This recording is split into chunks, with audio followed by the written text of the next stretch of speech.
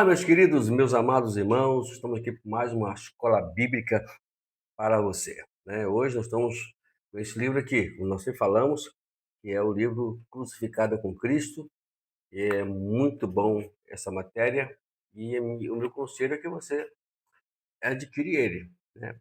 Caso não queira, tudo bem. Nós estamos aqui para poder auxiliar você a criar sua própria biblioteca. É muito importante ter uma biblioteca em casa, né? Faz que pesquisas, aí eu vou lá e olha, eu queria me aprofundar mais naquele assunto. Aí você vai lá e ler novamente sobre aquele assunto. É assim que eu faço com a minha biblioteca lá. Vamos lá? Hoje nós vamos na aula número 9, né? Aula número 9, e estamos no livro aqui, estamos no capítulo 6. No capítulo 6, o título dessa nossa aula hoje, desse capítulo 6, é Obediência, Arrependimento e Quebrantamento Completos. Hoje a aula ela é muito boa, né? Vamos lá? Vamos dar sequência aqui. Dois dos obstáculos mais comuns para os cristãos de hoje são a falta de submissão completa e a falta de quebrantamento.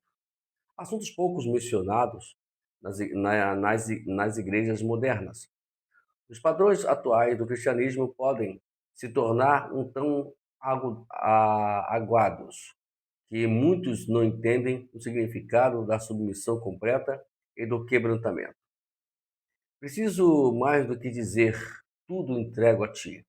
É necessário quebrantamento profundo e específico nas áreas específicas de insubmissão. Porém, há esperança. A graça de Deus é mais do que suficiente para trazer entendimento profundo e vitória. Então, hoje nós estamos numa era que se prega muito sobre autoajuda, até existem as mensagens coaches, né, que a gente sempre estamos aí observando e vendo, mas uma coisa eu tenho que sempre deixar claro para os irmãos. Essas mensagens, elas são apenas um alívio momentâneo. O problema nosso, como nós sempre falamos aqui, está dentro de nós, no nosso coração. Precisa ser quebrado, precisa ser mudado. Então, somente um quebrantamento, né, vindo de uma submissão a Deus, é que nós vamos conseguir quebrar tudo isso.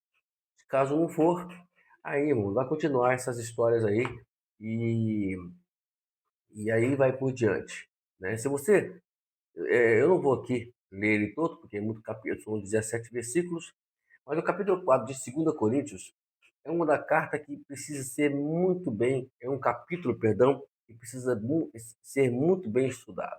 Meu conselho que eu dou para você é que você leia o capítulo 4 de 2 Coríntios, com cuidado. Aí você vai ver algumas coisas ali que tem muito a ver do que nós estamos aqui, até essa aula número 9 aqui, falando e ensinando. Vamos lá? Ó, o ponto aqui, o primeiro ponto nosso aqui, diz o seguinte: reconhecendo pontos para submissão completa.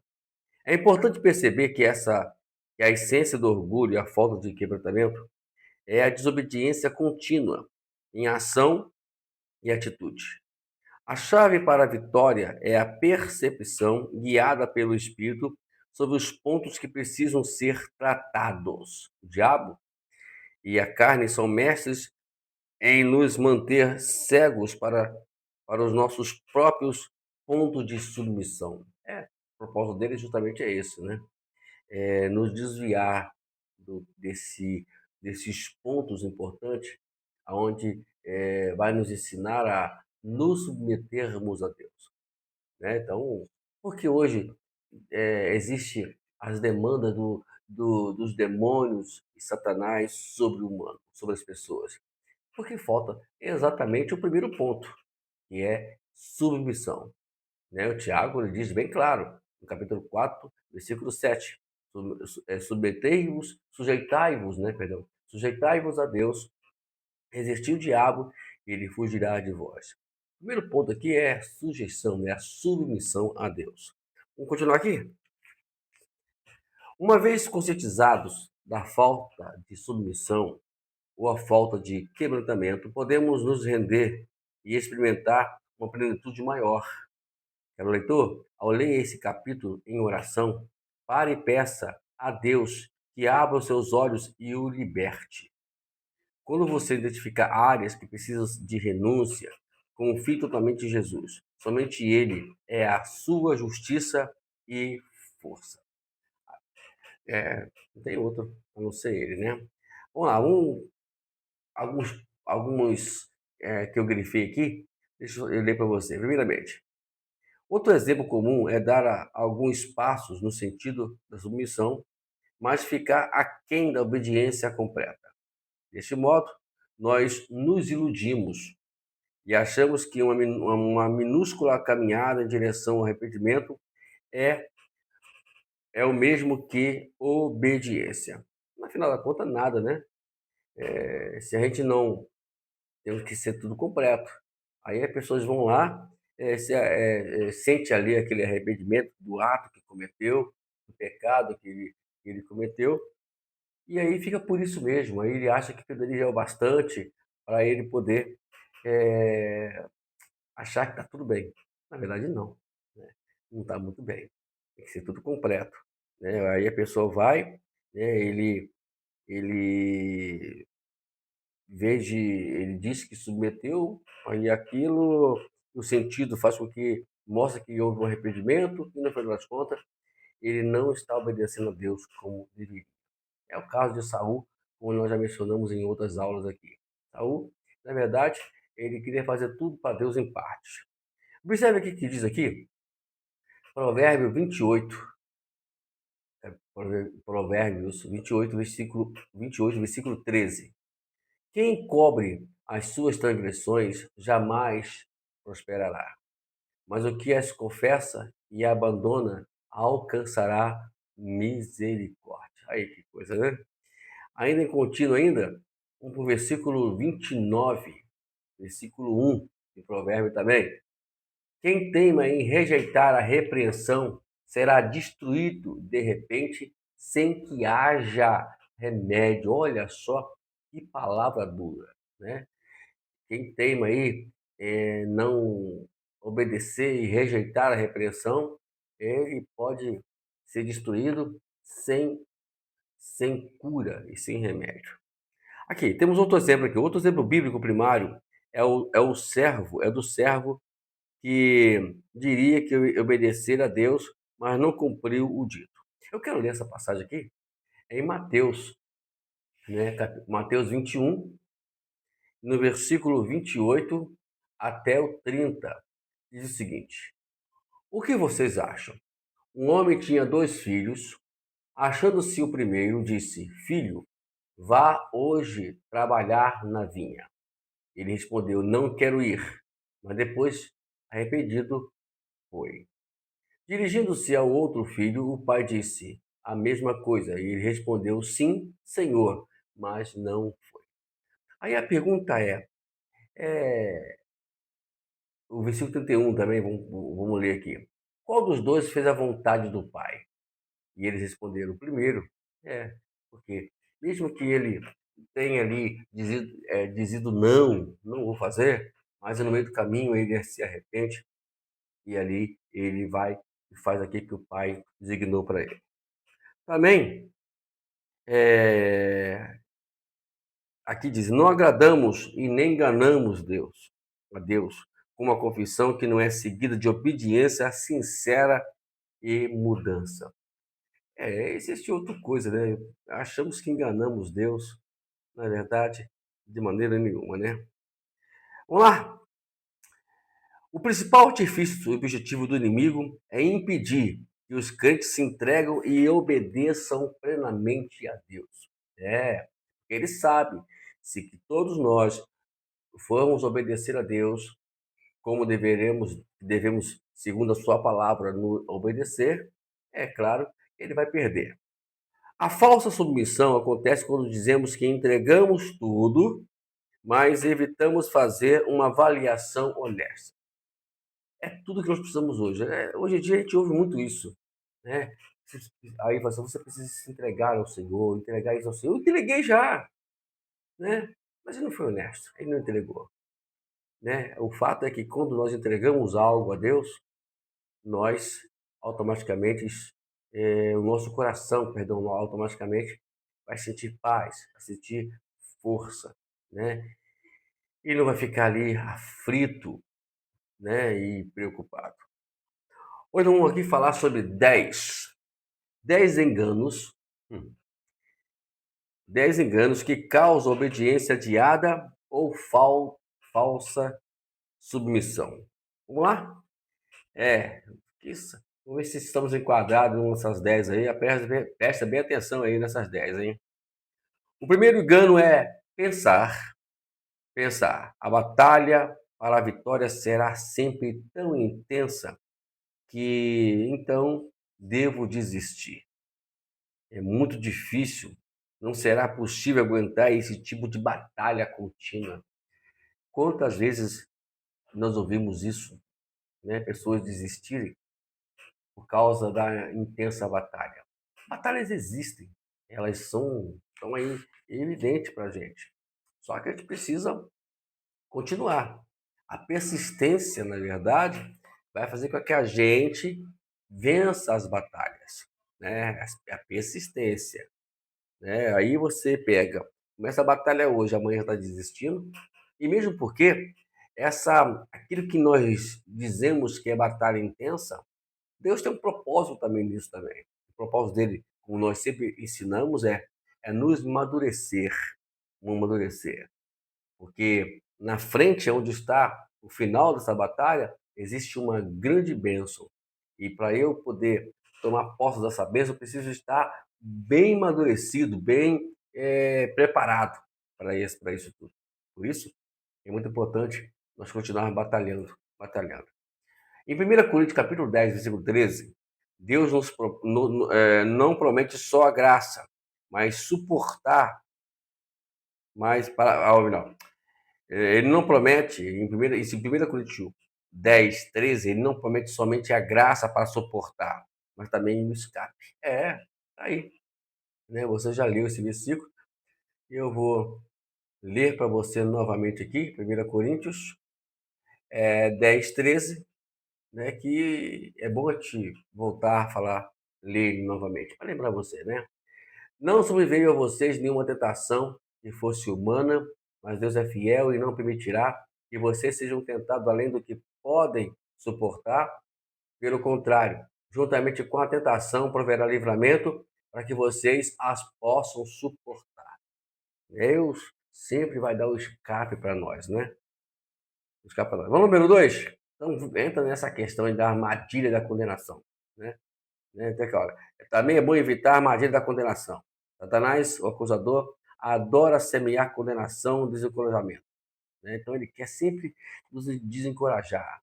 Você não vai conseguir não, né? Tá muito intensa isso aí, porque Deus ele quer a si mesmo, né?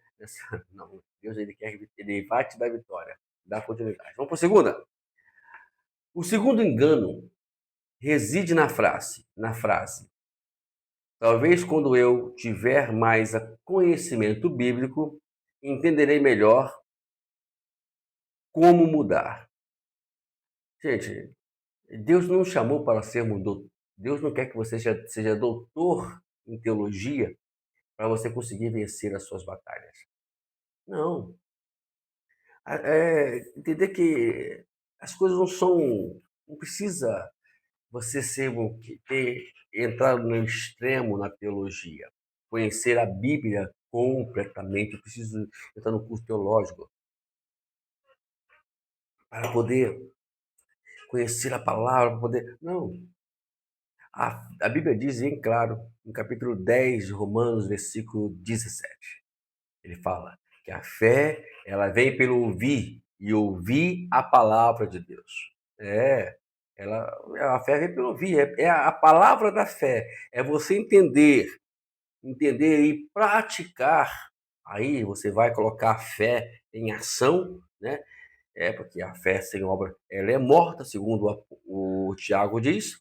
Então, é preciso que você tenha fé. Não precisa você ser doutor em teologia, né? Ok, tem mais coisa para a gente aqui também. Não posso fazer isso quando Deus diz o oposto. É uma maneira sutil de chamar Deus de mentiroso. Meu amado, se Deus falou que você pode fazer isso, faça. Porque na prática,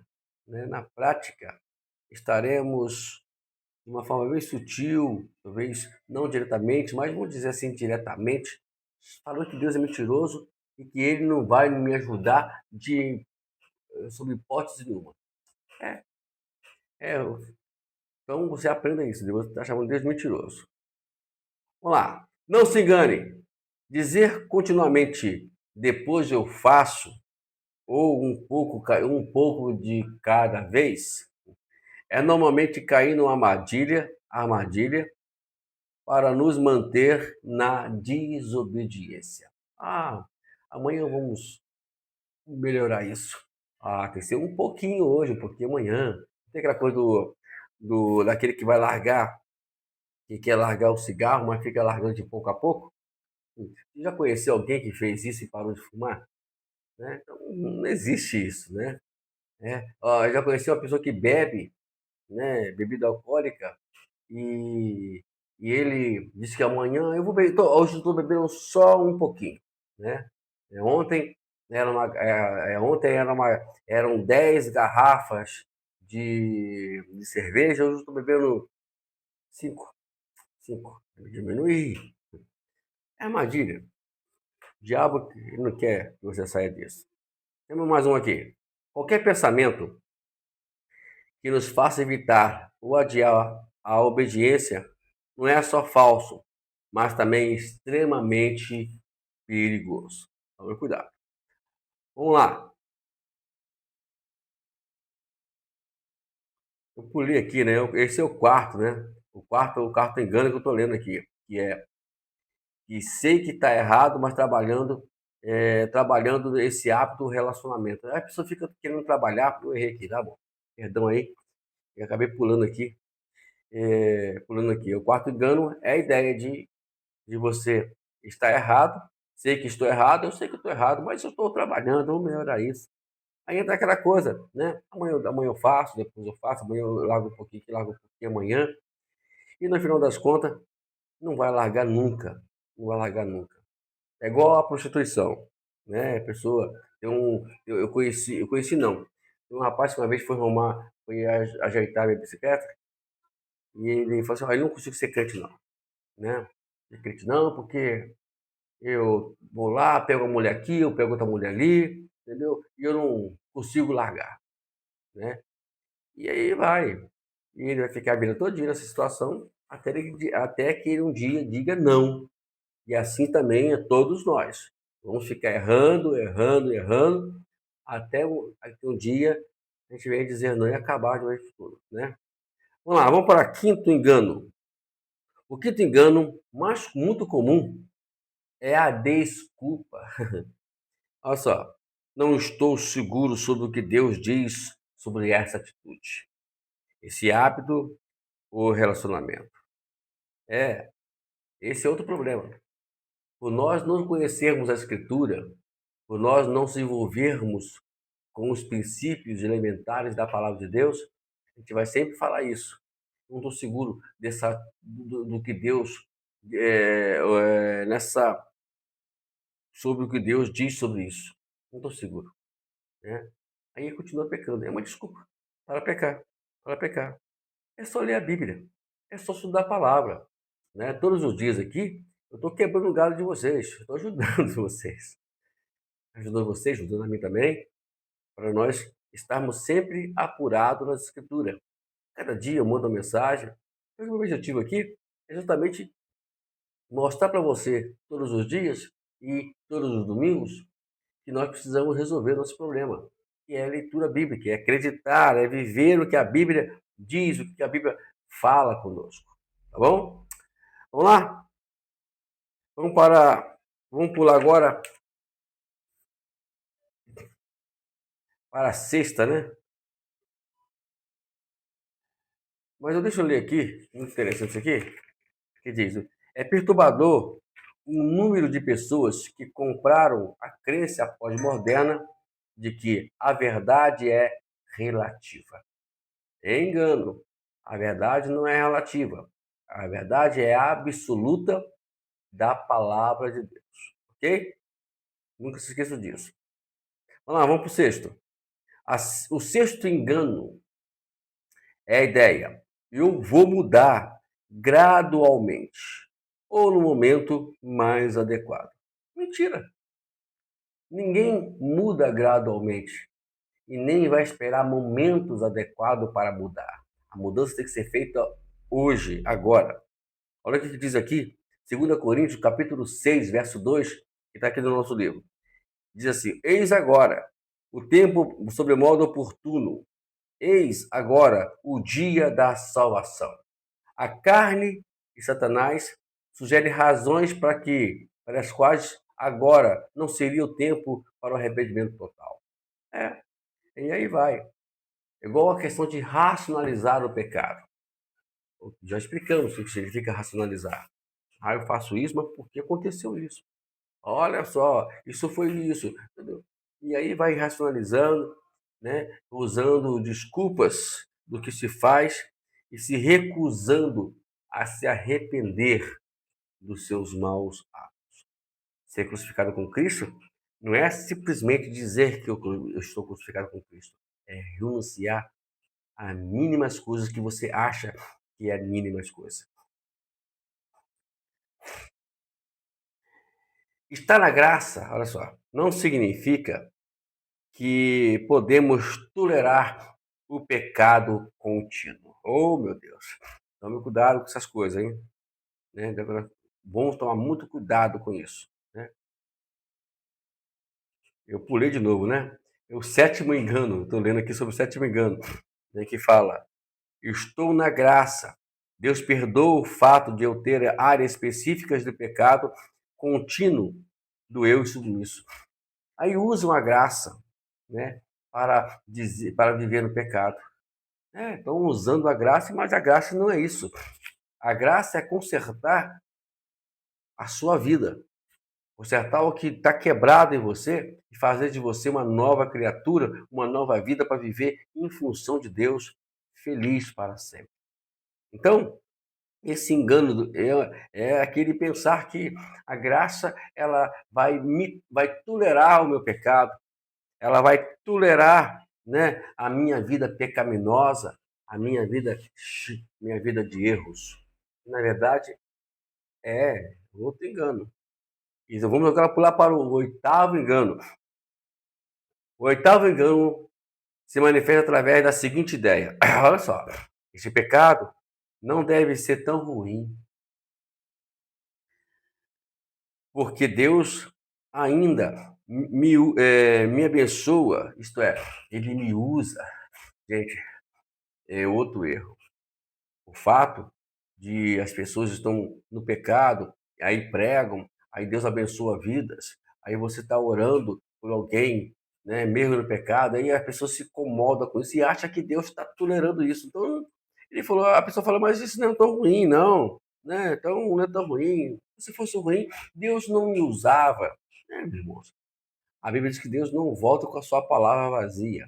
O compromisso dele, quando você prega a palavra, não é exatamente com você, é com as pessoas que estão ouvindo. Nunca vamos esquecer disso, ok? De acordo com as Escrituras, um erro enorme, é um erro enorme pensar que as bênçãos, a misericórdia, a paciência de Deus são a licença para continuar pecando. Então, não é isso não, tá bom? É aquele fato, né? As pessoas que pregam o evangelho, lembra que Jesus falou em Mateus capítulo 7, verso 21? Eu vou ler para você mais uma vez, para que você possa lembrar disso aí. Olha o que diz.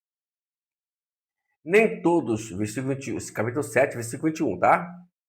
Nem todo que me diz Senhor, Senhor entrará no reino dos céus, mas aquele que faz a vontade de meu Pai que está nos céus. Muitos naquele dia vão me dizer: Senhor, Senhor, nós não profetizamos em teu nome? Em teu nome não expulsamos demônios? Em seu nome não fizemos muitos milagres? E eu lhes direi: eu nunca conheci vocês. Afastem-se de mim, vocês que praticam o mal. Aí, aparentemente, ele abençoou vidas. Ele profetizou bênção para as pessoas, expulsou demônios, ele fez milagres acontecer, milagres foram feitos em intermédio do seu ministério, da sua vida. E no final das contas, Jesus fala: eu não te conheço, você que pratica o mal. Tá aí. Vamos tomar cuidado com essas coisas, hein? Vamos lá. A palavra de Deus é muito bem clara em dizer que as consequências dolorosas certamente sobrevirão se persistirmos no pecado. Bom, aí nunca vou esquecer que consequências vão existir, ok? E aí não tem isso ou aquilo que vai tirar, não. Escute isso aqui. Relacionado a tal ideia, está de que podemos continuar pecando, porque grandes líderes da Bíblia pecaram e Deus ainda assim os usou. É verdade, eles pecaram, mas também sofreram consequências e perdas sérias. Temos um exemplo muito prático disso, Davi. Deus usou muito Davi, mas isso não significava que Davi iria fugir das suas consequências. Deus usou ele, mas ele sofreu consequências doloridas. Né? Primeiro, o irmão estupra a irmã. Depois, o irmão mata o irmão que estuprou a irmã. Depois, esse irmão se rebela contra o seu próprio pai, toma o lugar do trono dele, lá no reinado de Israel. E depois, numa batalha, ele perde o seu filho também. Aí, que coisa tem. Vale a pena. O bom de Davi é que Davi não reclamou. Né? E isso está faltando em nós hoje. Nós não reclamarmos, e sim orarmos e pedirmos força a Deus. E reconhecermos que tudo que passamos tem as suas consequências. E estamos sofrendo. Olá, nono engano. O nono engano acho que posso seguir com um pecado em particular ou relacionamento e ser perdoado mais tarde. Mais tarde. Olha só, gente. É outro problema. Eu vou continuar aqui, sabe? Mais tarde Deus me perdoa. Fechou o negócio. É um erro danado. E eu considero você não. Se você está nesse problema, é hora de fugirmos dele. Né? Aqui fala: Deus quer que você seja feliz. A verdade é que Deus nos quer felizes, mas através do verdadeiro contentamento que vem da obediência, da submissão, do senhorio de Cristo e não da transigência e prazer carnal. Então, Deus não vai querer ser feliz, ele sabe também que essa vida, que essa é elevada, não vai nos trazer nenhuma felicidade, nunca trouxe e nem vai trazer, ok? Vamos lá, vamos para o nosso 10º engano último agora, né? Olha só, o 10º engano já levei isso tão longe e que agora é muito tarde. É melhor desistir de tudo e continuar pecando. Não. Aí pessoas levam o extremo pecado de uma forma tão longe e tão profunda, é que eles pensam assim que não tem mais jeito. É melhor continuar pecando, continuar nessa vida. Eu conheço muitas pessoas assim, que já viveram assim, e também pessoas que decidiram, né, tomar uma atitude na vida deles e parar de vez com aqueles atos pecaminosos, com a sua vida pecaminosa. e estão felizes, estão desfrutando da bênção de Deus. Então, não entra nessa. Não entra nessa. Vamos ler aqui, eu sobrinho aqui, é Isaías 43. E vamos ler o versículo 7. Todos que são chamados pelo meu nome, os criei para a minha glória. Sim, aqueles que formei e fiz. Você foi formado para a glória de Deus. Então quer dizer que mesmo que você levou esse ato pecaminoso ao extremo, a uma profundidade bem profunda, aquela que vai afundando, afundando, afundando. Sabe de uma coisa, né? Lembre de uma coisa. Deus ainda tem um propósito na sua vida. Você foi criado para glorificar Ele, para expressar a glória de Deus nessa terra. Ok? Vamos lá. Vamos terminar aqui. Alguns pontos, estaremos terminando, tá? Primeiro, reconhecendo os pontos de orgulho versus quebrantamento. Vamos lá? Orgulho versus quebrantamento. Escute somente, tá bom, irmão? Eu não vou aqui parar, porque o nosso tempo aqui está bem já agitado. E eu só vou ler essas 15 aqui, que é orgulho versus quebrantamento. Olha só, vamos lá. Número 1. Pessoas orgulhosas focam nos erros dos outros e podem apontar prontamente esses erros. Número 2. Pessoas orgulhosas têm um espírito crítico, falho, investigador. Eles olham os erros de todos os que com um microscópio, mas observam os seus com um telescópio. 3. Pessoas orgulhosas têm a tendência de criticar aqueles que estão em posição de autoridade. Seu pastor, seu patrão, seu cônjuge, seus pais, e falam aos outros sobre as falhas que veem. Tome cuidado com esse negócio. Número 4. Pessoas orgulhosas têm justiça própria, tipo dos fariseus, que se acham superiores e olham para os outros com desdém. Olha aí. 5. Pessoas orgulhosas têm um espírito independente e autossuficiente. Pessoas orgulhosas têm que provar que estão certas e querem sempre ter a última palavra. Conhece alguém assim? Pessoas orgulhosas reivindicam os seus direitos e têm um espírito exigente. Pessoas orgulhosas protegem seu tempo, seus direitos e sua reputação.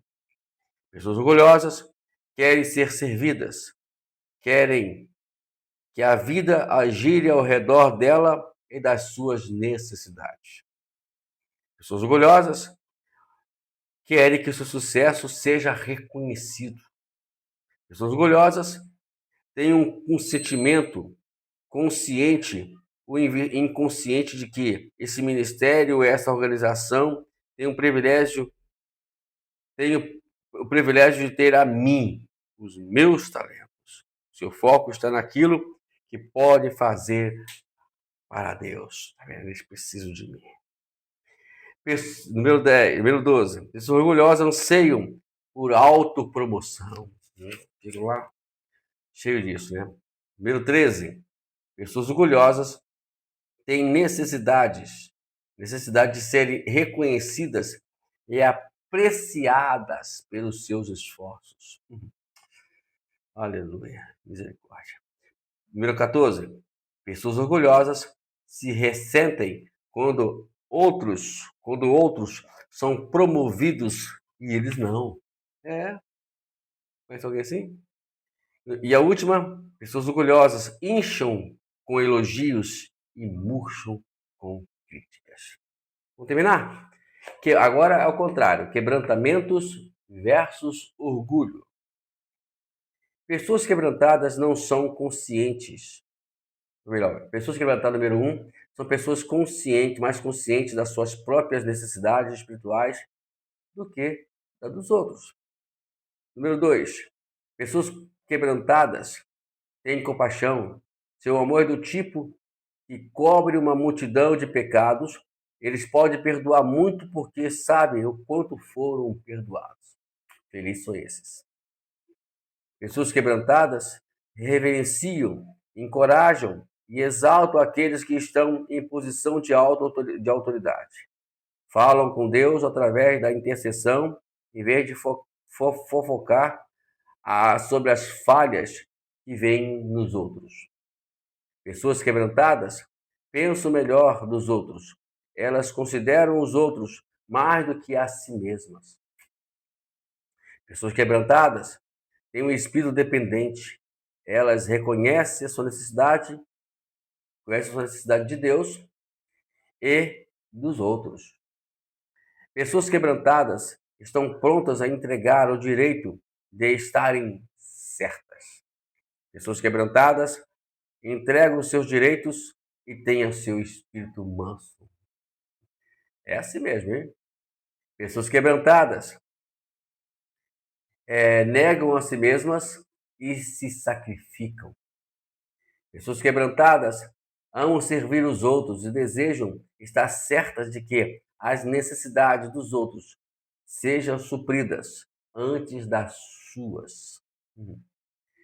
Número 10. Pessoas quebrantadas desejam ser fiéis e querem ajudar os outros a terem sucesso. Número 11. Pessoas quebrantadas têm uma atitude de coração que diz: eu não mereço fazer parte desse ministério. Elas sabem que eu não tenho nada a oferecer a Deus, exceto a minha vida que flui através de suas vidas quebrantadas. É o bastante que Deus quer. Né? É bom ter pessoas que têm essa consciência que eu não sou digno nem de estar aqui. Eu sou um deles. Vamos lá, número 12. Pessoas quebrantadas desejam promover outros. Pessoas quebrantadas, número 13, sabem que da sua indignidade, elas se emocionam, se regozijam por Deus usá-las. Poxa vida, sou merecedor e Deus está me usando. Número 14. Pessoas quebrantadas desejam que os outros recebam reconhecimento e se alegram quando os outros são exaltados. Isso aí, Deus abençoe aquela vida. E por último, pessoas quebrantadas sabem que qualquer louvor que recebam pertence ao Senhor e que as críticas podem ajudá-las a atingir a maturidade espiritual. Então tá aí. E é uma coisa que precisamos terminar aqui e dizer. Precisamos aprender aqui, experimentar a plenitude do Espírito Santo. Tudo que Deus quer fazer conosco é justamente isso, nos encher da pessoa do Espírito Santo. E oro para que você guarde bem tudo que nós falamos hoje aqui. É muito importante, ok? Obedecer, quebrantar, arrepender-se é muito importante. Quando não há isso, a vida ela não tem significado e pessoas não conseguem atingir os seus objetivos. Deus te abençoe. Até domingo que vem, com mais uma escola bíblica para você. Eu tenho certeza, você me dando atenção, você está dando atenção também à palavra de Deus, muito e, sobretudo, à pessoa do Espírito Santo. Deus te abençoe. Até domingo que vem.